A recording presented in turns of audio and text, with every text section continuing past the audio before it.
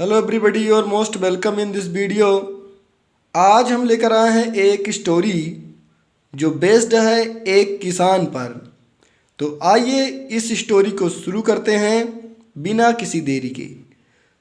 इस स्टोरी के माध्यम से आप इंग्लिश रीडिंग, ट्रांसलेशन और साथ ही साथ इंग्लिश ग्रामर सीखेंगे।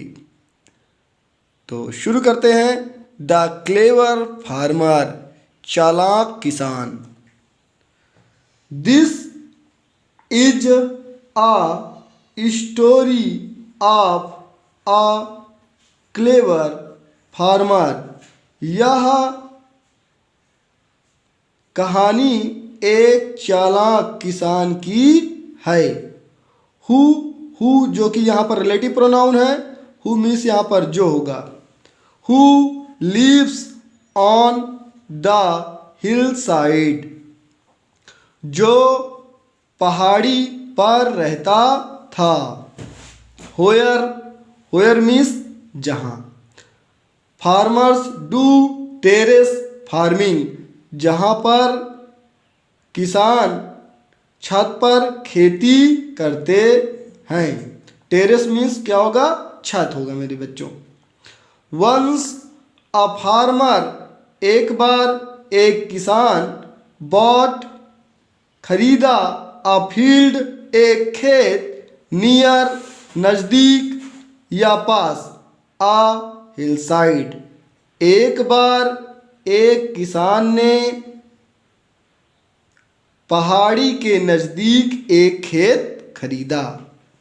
ही देन मीन्स होगा यहाँ पर फिर bot a pair of bullocks and began plowing, वह फिर एक बैलों की जोड़ी खरीदा और खुशी से अपना खेत जोतना शुरू कर दिया।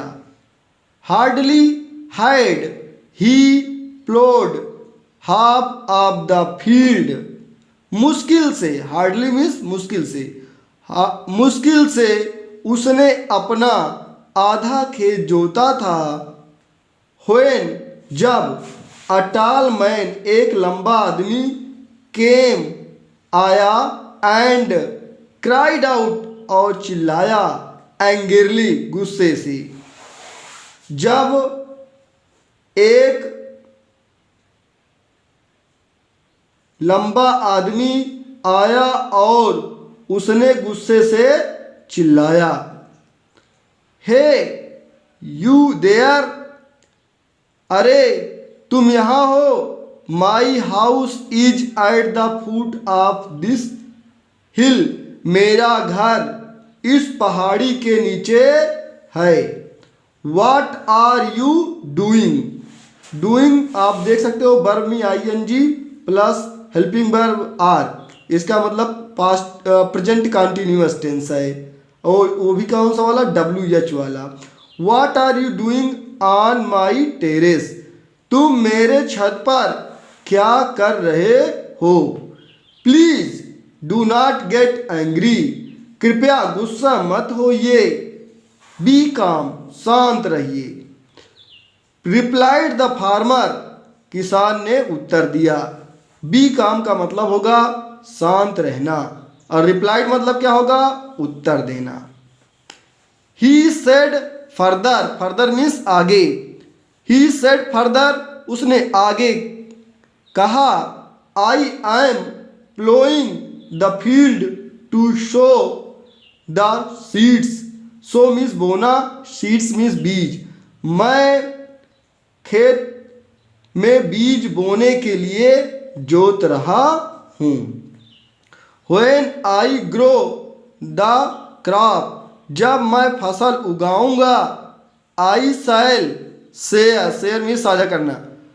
The harvest with you every year, जब मैं फसल उगाऊंगा तो आपके साथ हर साल फसल साझा करूंगा। 1 year you take what grows below, एक साल तुम लेना जो जमीन के नीचे पैदा हो गया, एंड और the next year you take what grows above the ground, और अगले साल तुम लेना जो जमीन के ऊपर होगा। The tall man was pleased, लंबा व्यक्ति बहुत संतुष्ट था। प्लीज मीन्स संतुष्ट होना या प्रसन्न होना। He had no idea of the farmer's plan of fooling him, उसके पास किसी भी प्रकार की योजना नहीं थी कि किसान उसको मूर्ख बना रहा था।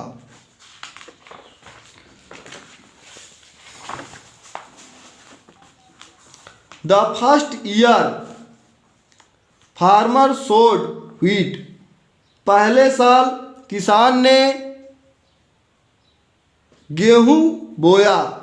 ही टुक ऑल द व्हीट, उसने सभी गेहूं ले लिया। As it grew above the ground, क्योंकि यह जमीन के ऊपर पैदा हुआ था।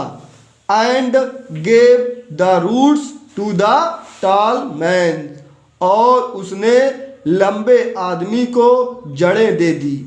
Man which were below the ground, जो जमीन के नीचे थी। अर्थात कहने का मतलब है उसने जड़ें दे दी जो कि जमीन के नीचे थी। The tall man got angry, लंबा आदमी क्रोधित हो गया। ही टोल्ड द फार्मर, उसने किसान को कहा।